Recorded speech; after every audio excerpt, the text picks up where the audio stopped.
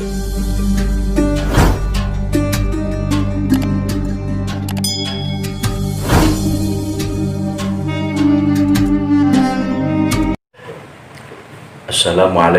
warahmatullahi wabarakatuh.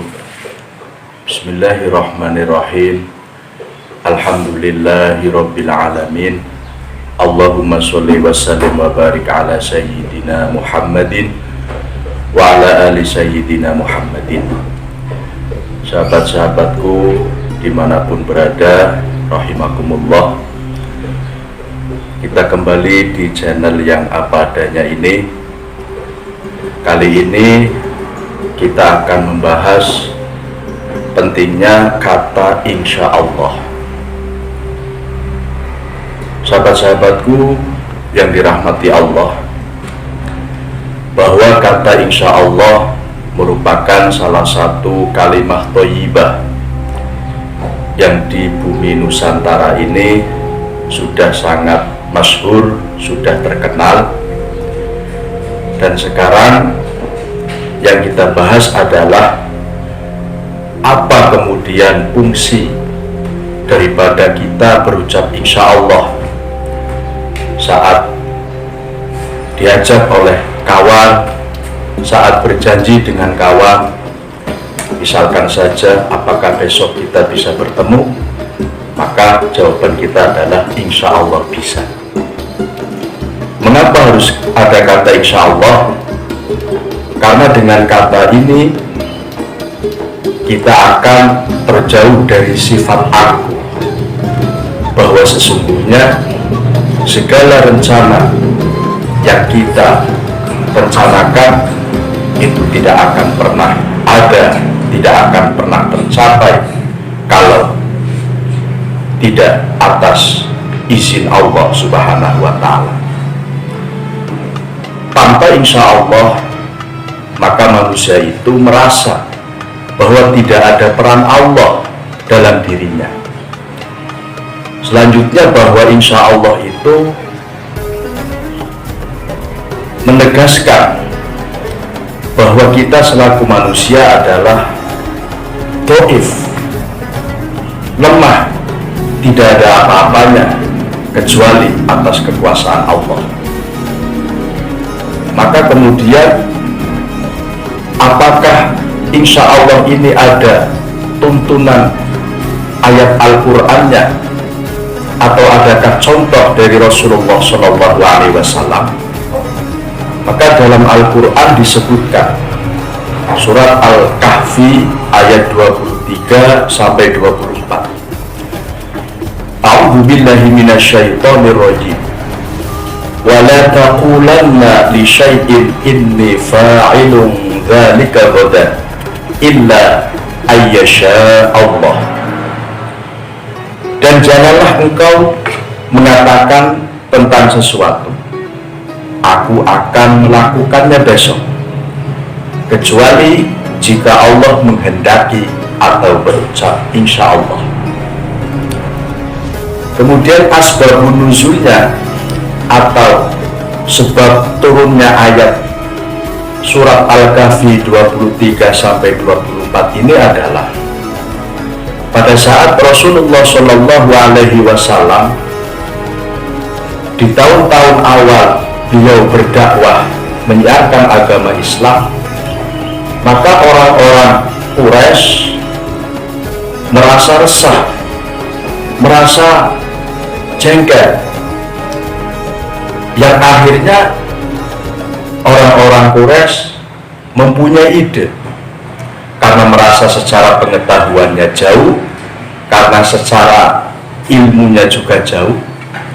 Akhirnya orang-orang Quraisy tadi mempunyai ide supaya Rasulullah di depan banyak orang Quraisy dites tentang beberapa pertanyaan.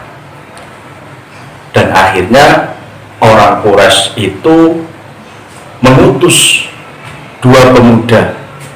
Yang pertama adalah Nadir bin Al-Harith, dan yang kedua adalah Uqbah bin Abi Mu'id, untuk menemui pendeta Yahudi yang ada di Yathrib, kelak dinamai dengan kota Madinah. Setelah dua pemuda utusan orang Quraisy itu bertemu dengan pendeta Yahudi yang di Yasrib tadi, kedua pemuda itu mengutarakan maksud datang ke pendeta Yahudi. Kemudian pendeta Yahudi itu berpesan kepada dua pemuda itu, "Wahai pemuda, nanti kau tanyakan kepada Rasulullah, kepada Muhammad tentang 3 hal. Yang pertama, tanyakan kepada Nabi Muhammad tentang pemuda-pemuda pada zaman dahulu yang bepergian dan apa yang terjadi pada mereka. Kemudian yang kedua, tanyakan tentang seorang pengembara yang sampai ke Masyrik atau arah timur dan Maghrib arah barat dan apa yang terjadi. Dan yang ketiga, tanyakan kepada Muhammad tentang roh." Maka setelah dua pemuda itu selesai bertemu dengan pendeta Yahudi, lalu kemudian dua pemuda itu mendatangi Rasulullah Shallallahu Alaihi Wasallam dan menanyakan 3 pertanyaan yang disuruh oleh pendeta Yahudi kepada Rasul. Rasul pun menjawab demikian, "Aku akan menjawab 3 pertanyaan itu besok." Ternyata apa yang terjadi? 15 malam berlalu, malaikat Jibril pun tidak kunjung datang membawa wahyu untuk menjawab 3 pertanyaan itu. Maka kaum Quraisy pun merasa gembira atas ketidakhadirannya Nabi Muhammad Shallallahu Alaihi Wasallam yang katanya esok hari setelah ditunggu 15 malam tidak kunjung hadir.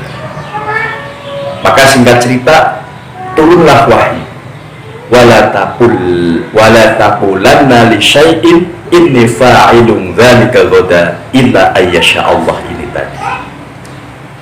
Maka bisa kita tarik kesimpulan bahwa Nabi Muhammad Shallallahu Alaihi Wasallam saja ketika lupa mengatakan kata insya Allah, oleh Allah tidak diturunkan wahyu, padahal pada saat itu sudah ditunggu-tunggu jawabannya oleh kaum Quraisy. Maka kita selaku umat muslim hendaknya jika berbincang, jika kita menjanjikan waktu kepada teman, kepada saudara, kepada orang lain, maka jangan lupa ucapkanlah insya Allah, insya Allah bisa, insya Allah siap, dan seterusnya. Demikian kajian pada hari ini, semoga bermanfaat. Wassalamualaikum warahmatullahi wabarakatuh.